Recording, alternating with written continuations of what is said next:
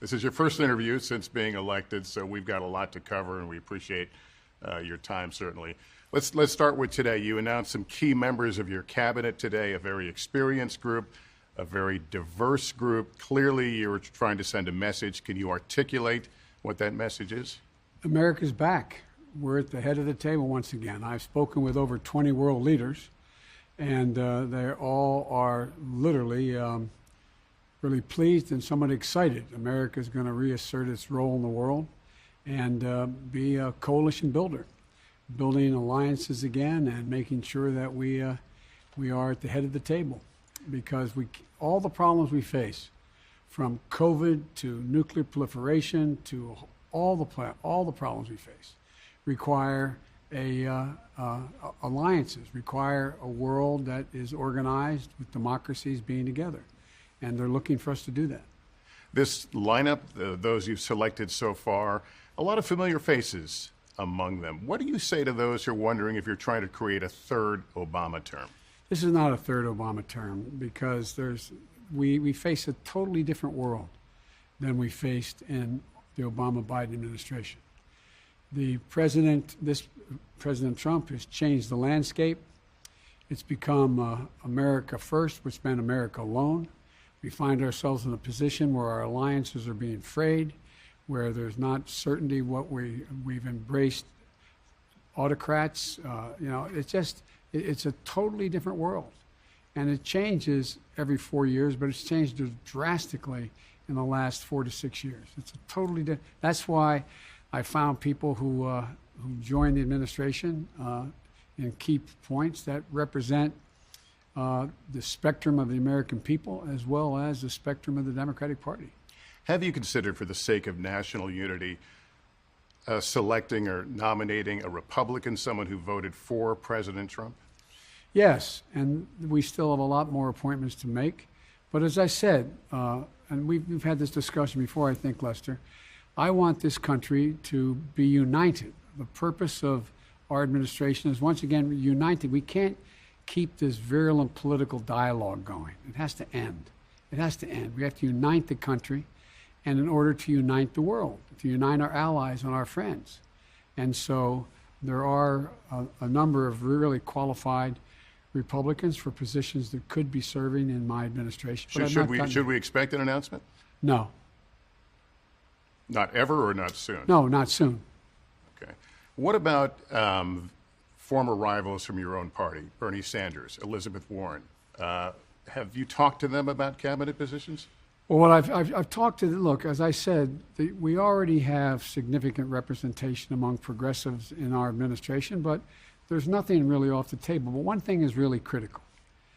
I'm going to need forceful leaders in the Senate and in the House of Representatives, because we have such close, very close margins now. And so taking someone out of the Senate, taking someone out of the House, particularly a person of consequence, is a really difficult decision that would have to be made, and it would have to be made in consultation with the minority leader, hopefully the majority leader if we win the 2 seats in the United States Senate in Georgia, and the Speaker of the House, because, I have a very ambitious, very progressive agenda, and it's going to take really strong leaders in the House and Senate to get it done. So it's a political calculation as to... Well, yes. It's not based on my lack of respect or my lack of confidence in the ability of Elizabeth Warren. She's one of the brightest people I know, fully capable of doing a number of jobs, and the same with Bernie Sanders. The head of the GSA yesterday unlocked the mechanisms for there to be a formal transition of power, recognizing your status right now. Is that happening on the ground? Are there people talking right now who weren't talking yesterday? Yes. Immediately, we've gotten outreach from the national security shop, from just across the board. And they're already working out my ability to get presidential daily briefs. We're already working out, meeting with the COVID team in the White House, and how to not only distribute, but get from a vaccine being distributed to being a person able to get vaccinated. So I think we're going to not be so far behind the curve as we thought we might be in the past. And there's a lot of immediate discussion, and I must say the outreach has been sincere. It's not been begrudging so far, and I don't expect it to be. So yes, it's already begun. Did you receive the presidential daily brief today?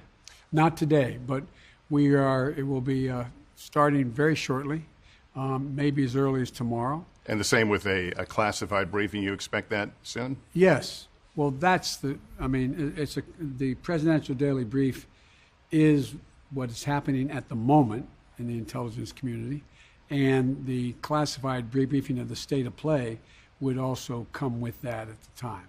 And but there's setting up the mechanisms to have a secure room in which to do it, et cetera. How to get that done? That's in play right now. Have you had any conversations with President Trump post-election about paving the way for this transition to happen? Any back-channel communications? No, I believe that his chief of staff and my chief of staff have spoken, but no, I have not heard anything from President Trump. And again, you don't anticipate any harm from this delay in terms of your ability to do what you want starting day one? No, look, it's a slow start, but it's starting, and there's 2 months left to go, so I'm feeling good about the ability to be able to get up to speed, and I fully expect, based on what we've heard so far, we'll get full cooperation from each of the agencies in question.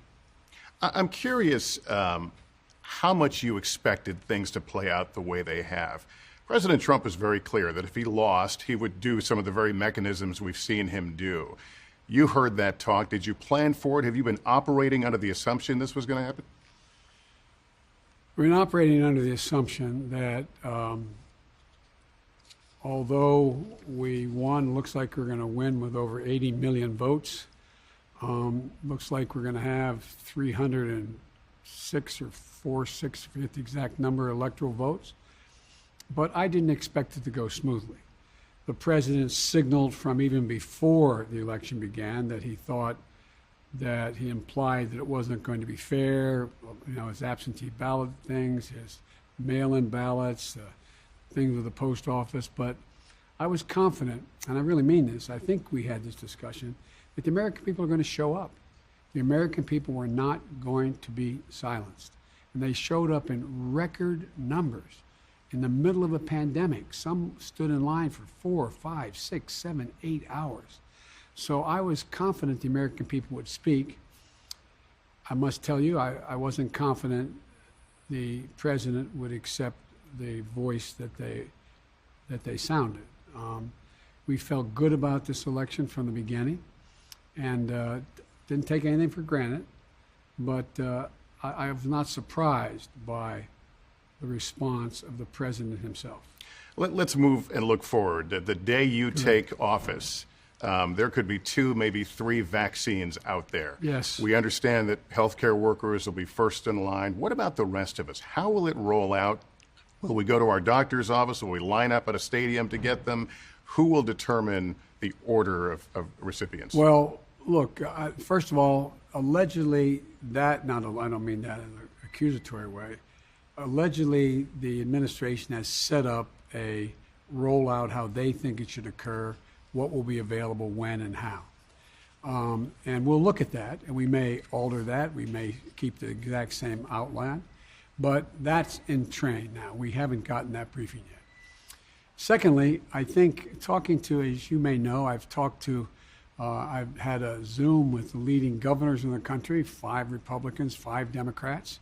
We've talked extensively about the need to cooperate and get the vaccine into places where you can actually get vaccinated, and their ideas of who they think should go first. I think we should be focusing on, obviously, the docs, the nurses, those people who are the first responders. I think we should also be focusing on being able to open schools as rapidly as we can. I think it can be done safely, but that's a process. And then I met with 50 mayors yesterday on the Zoom. They're Democrats and Republicans, as many Republicans as Democrats. And there's a unanimity among the people on the ground who have to do the daily work and deal with this COVID that there's a need for a national standard, number one. national standards as to how they should proceed under what circumstances, not just in terms of distribution of the vaccine, but the money needed in order to be able to follow through on this. And that's going to take, it's been estimated that it'll be tens of millions of dollars just to be able to distribute the vaccine. And there are now 3 different vaccines that are in play. So there's a lot to work out in the next 2 months as to exactly how it will be distributed. Now, maybe the hope is we can actually begin to distribute it. This administration can begin to distribute it before we are sworn in and take office. But that's all in train now, Lester. I put together a group of leading scientists made up of some of the best people in the world in the United States here. And they've been thinking this through. They've been meeting with and talking to the companies like Moderna and Pfizer and the rest as to the nature of what they expect their vaccine to do and when and how.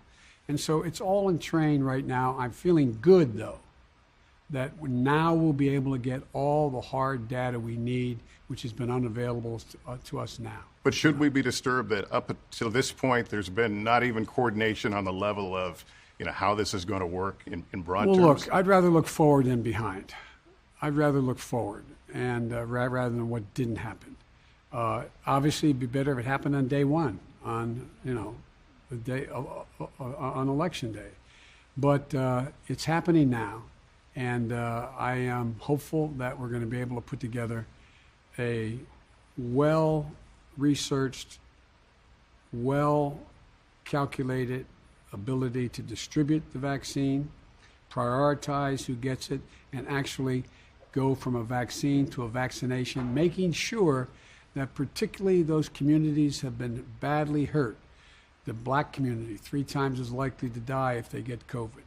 The Hispanic community, the Latino community, the Asian. I think those communities have to be counted in and make sure it's available to them. And that's part of what I'm going to insist on in the way we move forward. What are we facing? You've been as a candidate, you were very clear that we're heading into some of the darkest days right now. We know the vaccine is going to happen. But as we speak, people are ignoring advice to stay home. They're crowding airports around the country right now. You've called for a national mask mandate. How much power as president will you have to influence people in ways you have not been able to as a candidate? I hope as president, and many of the Republican governors and mayors felt the same way, I hope that we're going to be able to have a united voice on the need to mask, socially distance, testing, and tracing. They're critical pieces to dealing with bringing down this virus in a more manageable place. There's expectations that could be as many as another 100 to 125,000 people dead between now and the time we're sworn in. And I think that I was really encouraged in dealing with the Republican governors and the Republican members of the mayors throughout America, that they are doing mask mandates now, many of them. They are insisting that we have to do this. They're insisting, and it's a matter of communicating to people that this is not, we understand how tough it is. We understand how tough it is. But it's a hell of a lot easier than looking at an empty chair at Christmas dinner. It's a hell of a lot easier. And people are beginning, and the more people, unfortunately, who know someone who had COVID and or died from it, has increased the sense of urgency on the part of many, many people. I just think that the more we can get out in a single voice, Democrats and Republican leaders, the more people listen. The words of a president matter. And I think it's critically important. I think it's a patriotic responsibility to wear a mask, to socially distance, to make sure that you are, and one of the things we want to do, and I'm anxious to hear where the COVID team in the White House is, and that is we have to have rapid testing. We have to have the ability to have responsible rapid testing so that it can be done on a repeated basis so people can open businesses, open schools, open businesses, to do a whole range of things where we engage in providing greater security. A moment ago, you mentioned schools. I want to ask you about that. New York City recently went back to at-home learning only. Some other big cities have made the same choice. What will you do to get kids back in school? How much will you be working the phones and working with governors and mayors? It takes a lot of money to get them back. The estimates are $150 to $200 billion for the year it would take to get safely open our schools. For example, we know that we have to change everything from the ventilation systems in schools. We know we have to change the sanitary. We have to make sure everyone from sanitary workers right through to the bus drivers, they have to be clued in. They have to be protected. They need the PPE. They need the gear. They need the ability to have smaller modules of classes. So you, instead of having 30 kids in a classroom, you have mods that we have 6, 8, 10, 12. That means we have to have more school teachers in the class. It costs more money. We have to have plastic shielding that separate people so they can, in fact, not be in a circumstance. How are you going to get all that, though? Well, you get all that by passing what has already been passed in the HEROES Act, stepping up and taking on the responsibility. And Lester, it's the same with businesses.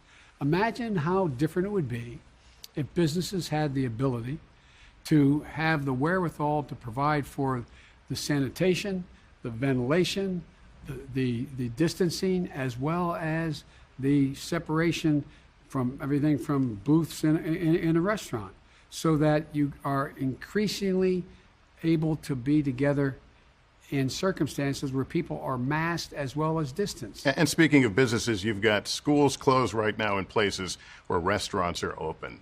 Are our priorities correct?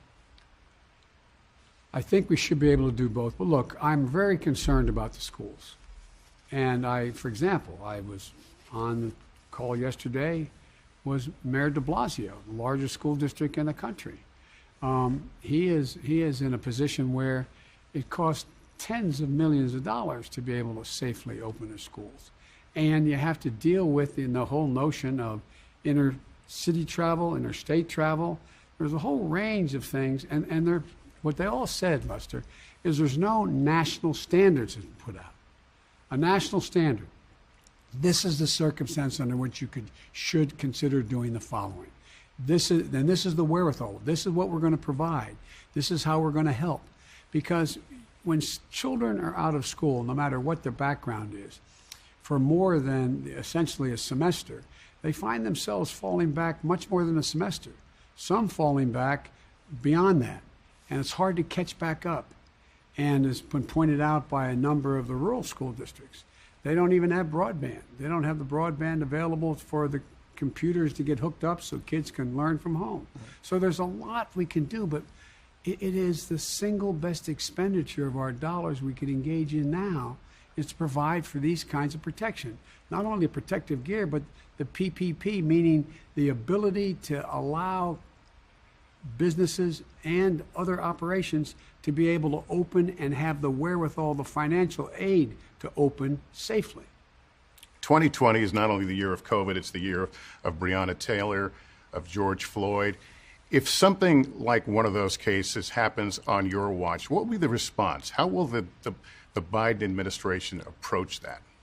Well, first of all, the way we approached it in the last administration, and that is not hype it up, not make it, look at the facts, make sure that it is determined what happened, have the agency, the police agency, have to be investigated if in fact it were, get all the detail, and also make it clear that we're going to, in the meantime, be bringing, which we're going to do when we take office, bringing the community as well as police together at one table to begin to work out. Look, the only thing I know all the years I've worked with both the community as well as police is that the only people who dislike bad cops more than the community are cops.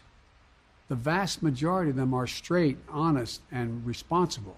And the last thing they need is bad cops, cops who act out. And so there has to be accountability, and we're going to be working with police chiefs, with the community, with civil rights organizations, and convening conferences in the White House, to determine how we move forward. It's about bringing people together. I want to ask you about climate change. You named John Kerry as your climate change Yes. czar. You've given him National Security Council status. Obviously, it speaks a lot to the direction you want to go. You want to re-enter the Paris Accord. But what next? What does it look like? What An it looks like administration is, committed to this. I'll be parochial for a minute. You may recall I did one of these convening of leading corporate leaders from General Motors to Home Depot, on the screen, as well as the leading labor organizations. And everybody said, God, you're putting these together? And I made it clear that I'm a labor guy. Well, guess what? The chairman of the board of General Motors, when I told her my climate plan, said, I'm all in. I'm in, as did the IBW and other folks there, because they figured out it's a way to create jobs. So you saw on the front page of the New York Times, I guess it was yesterday or the day before, the chairman of the board of General Motors saying, after talking with Biden, we're withdrawing our suit against California for having a higher standard set for emissions than we want it.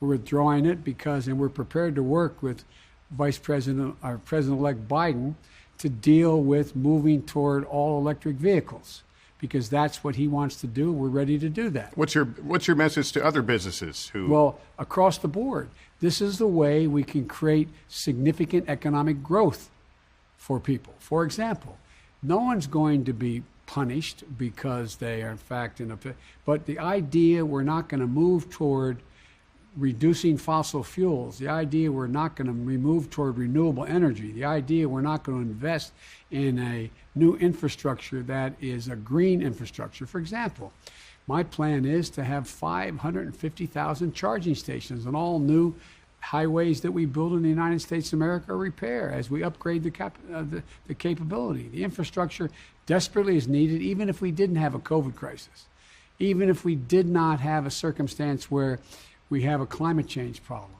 We have thousands of bridges that are that people shouldn't be riding over. We have highways and ports and airports that need to be moved into the 21st century so we can be competitive with the rest of the world. Businesses understand that the way, in fact, they increase their ability to have output is to be able to manufacture and move their material out. As I said to the mayors yesterday, when you're trying to attract a new business to your community, what's the first thing they ask? Do you have an ample water supply? Do you have an ample highway system? Do you have access to rail? Do you have high-speed rail? And all those things. Well, that's what we're going to do. I oversaw the largest investment because the president, the last president, the Obama administration, asked me to run the Recovery Act, the single largest investment in infrastructure since Eisenhower's Interstate Highway Commission. It generated thousands and millions of new jobs, not at $7 an hour, even at $15 an hour, which should be the minimum wage, but at prevailing wage, $45, $50 an hour with benefits. The same thing will happen here. The same thing will happen here. So that we're in a position that the economic benefit that flows from investment in infrastructure and in a green infrastructure increases economic growth. That's why you have Moody's saying that the proposal I've laid out would increase the number of jobs by 18.6 million jobs in 4 years. I recognize I'm pushing the clock here, so if you'll just bear with me, I just want to get a sense of. Sure.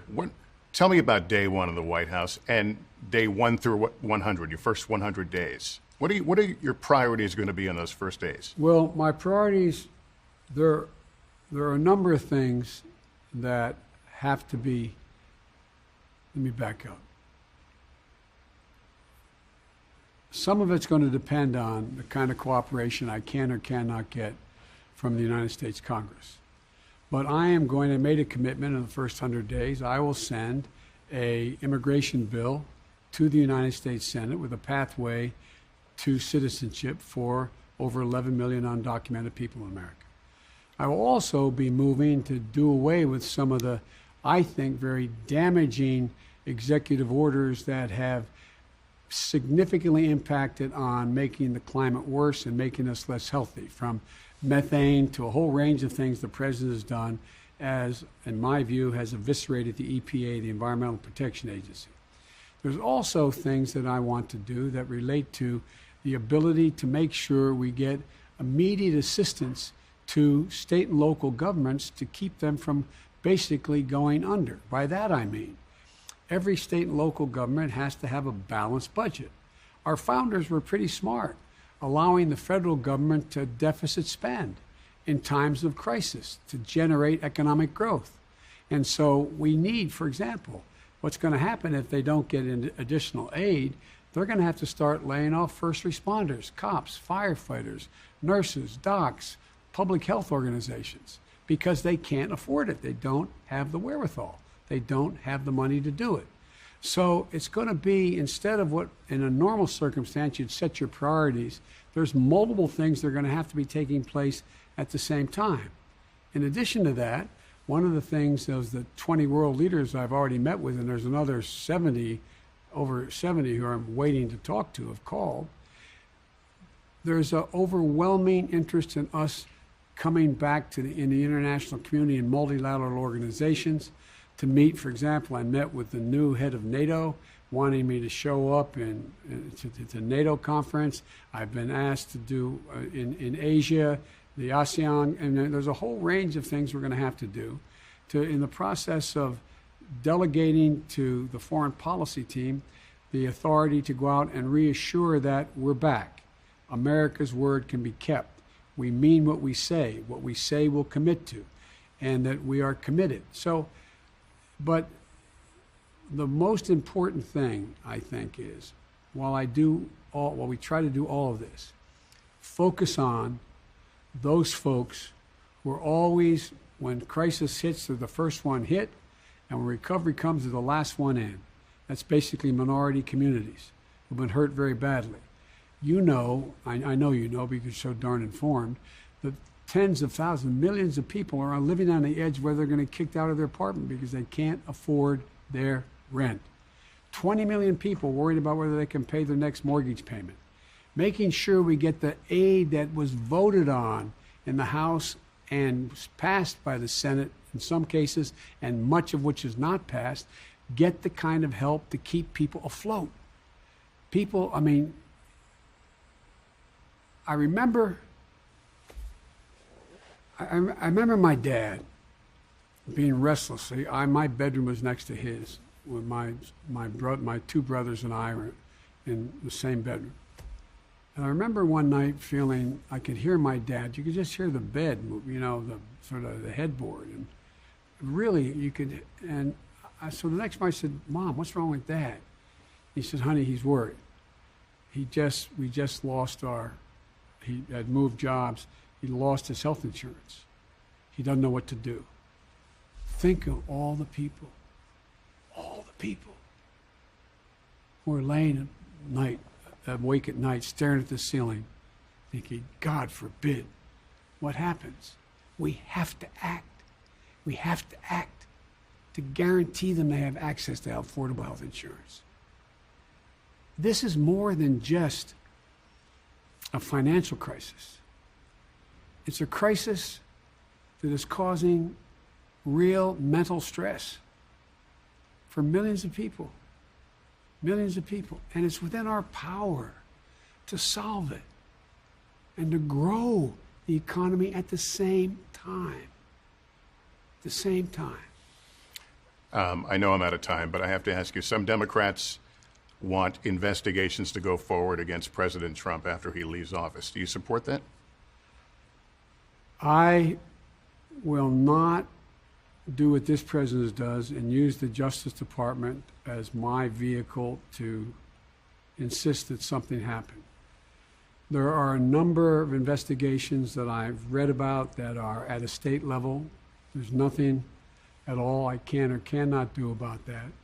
But I'm focused on getting the American public back at a place where they have some certainty, some surety, some knowledge that they can make it. The middle class and working class people are being crushed. That's my focus. What was the moment when you heard that you were projected? This is the third time. Well, I know this sounds awful. We had this discussion too. I was confident we were going to win this election. I really was.